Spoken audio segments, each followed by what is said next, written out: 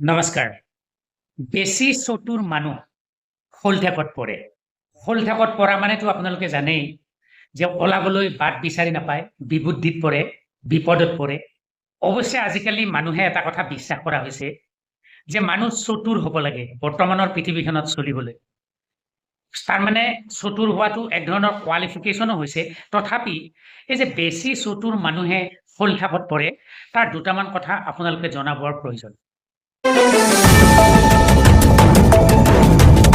ভালকৈ গমি চালে আপোনালোকে গম পাব যে পৃথিৱীত বেছি চতুৰ ধৰণৰ মানুহ দুই শ্ৰেণীৰ আছে। এই দুই শ্ৰেণীৰ যিটো প্ৰথম শ্ৰেণী, তেওঁলোকে ভাবে যে তেওঁলোকে যিখন সমাজত জীয়াই থাকে তাত তেওঁলোকতকৈ আৰু বেলেগ কোনো চতুৰ মানুহ নাই। তেওঁলোকে ঠিক তেনেকৈ ভাবে। আনহাতে আৰু এটা শ্ৰেণী আছে যিটো দ্বিতীয় শ্ৰেণী। সিহঁত কিন্তু বুদ্ধিয়ক মানে সাংঘাতিক ধৰণৰ। সিহঁতে জানে যে সিহঁতে নিজেই চতুৰ আৰু সিহঁতে যিখন সমাজত চলি থাকে তাতো যে আৰু বহুত চতুৰ মানুহ থাকিব পাৰে সেই কথাটো কিন্তু তেওঁলোকে জানে। আজি আচলতে আপোনালোকক এই ভিডিঅ'টোত ক'ব খোজা কথাটো এইটো যে এই দুটা শ্ৰেণীৰ ভিতৰত এটা শ্ৰেণীয়ে শ'লঠেকত পৰে আৰু আপোনালোকে নিশ্চয় অনুমান কৰিব পাৰিছেই।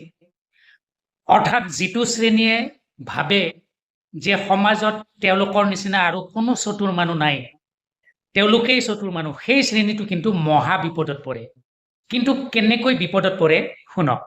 যিখন সমাজত এই মহা চতুৰ শ্ৰেণীটো জীয়াই থাকে আৰু সিহঁতে ভাবে যে সিহঁতেই চতুৰ, অইন নহয়, সেইখন সমাজত যিখিনি অইন চতুৰ মানুহ থাকে তেওঁলোকে মনে মনে এই চতুৰ শ্ৰেণীৰ মানুহটোৰ বিভিন্ন কথা লক্ষ্য কৰি থাকে আৰু লাহে লাহে দেখিব যে বেছি চতুৰ বুলি ভাবি থকা যিটো শ্ৰেণী আছে সিহঁতৰ কিছুমান দুৰ্বল মুহূৰ্ত থাকে আৰু সেই মুহূৰ্তকেইটাত অইন চতুৰ মানুহে কি কৰে, আক্ৰমণ কৰিবলৈ আৰম্ভ কৰে বা বিভিন্ন প্ৰকাৰে কিছুমান চেষ্টা কৰে যাতে তেওঁলোকৰ ব্যক্তিত্বৰ ক্ষতি হয়। কিন্তু বেছি চতুৰ বুলি ভাবি থকা শ্ৰেণীটোৱে সেই কথাত গুৰুত্ব নিদিয়ে।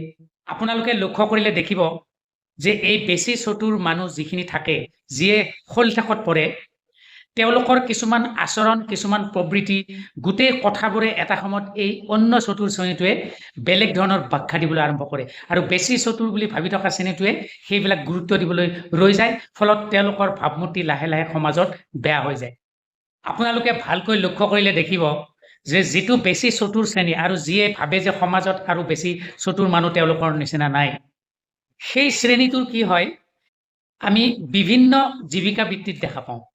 আপোনালোকে সমাজত জানে যে কিছুমান মানুহে উফাই ডাং মাৰি ফুৰে, বেছি চতুৰ বুদ্ধিয়ক বুলি ভাবে, কিন্তু সেই মানুহখিনি লাহে লাহে বিপদত পৰে আৰু তেওঁলোকৰ বিপদটো তেওঁলোকৰ জীৱিকা বৃত্তিৰ ওপৰত নিৰ্ভৰ কৰে। এতিয়া আপোনালোকক ক'ব খুজিছোঁ, আপুনি যদি চতুৰ মানুহ হয়, অৱশ্যে এইটো কথা হয়, অলপ চতুৰ হ'বই লাগিব। আপুনি যদি চতুৰ মানুহ হয় তেনেহ'লে আপুনি কেতিয়াও ভাবি নল'ব যে আপোনাৰ সমাজখনত আৰু বেলেগ চতুৰ মানুহ নাই। আপুনি সকলোকে জানি লওক যে আপোনাৰ সন্মুখত আৰু বহুত চতুৰ মানুহ আছে আৰু সেইমতে আপুনি কামত অগ্ৰসৰ হওক।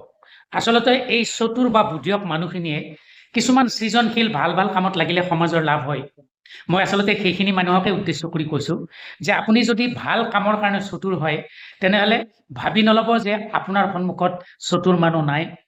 আপুনি মাথো ভাবি লওক যে আপোনাৰ সন্মুখত বহুত চতুৰ মানুহ আছে আৰু সেইমতে আপুনি কামবোৰ কৰিবলৈ আগবাঢ়ি যাওক। কেতিয়াবা দেখিব এই যে আপোনাৰ সন্মুখত আৰু বেলেগ চতুৰ মানুহ আছে, তেওঁলোকে আপোনাক কেতিয়াবা আমাৰ পানী পৰিস্থাপন কৰা ফিল্টাৰৰ নিচিনাও কাম কৰিব পাৰে, আপোনাক এটা ৰাস্তাও দিব পাৰে, আপুনি সংস্কাৰ হোৱাৰ কিছুমান সুবিধাও আপুনি লাভ কৰিব পাৰে। যি নহওক, আজিৰ ভিডিঅ'টোত এই বেছি চতুৰ মানুহৰ কথা ক'লো।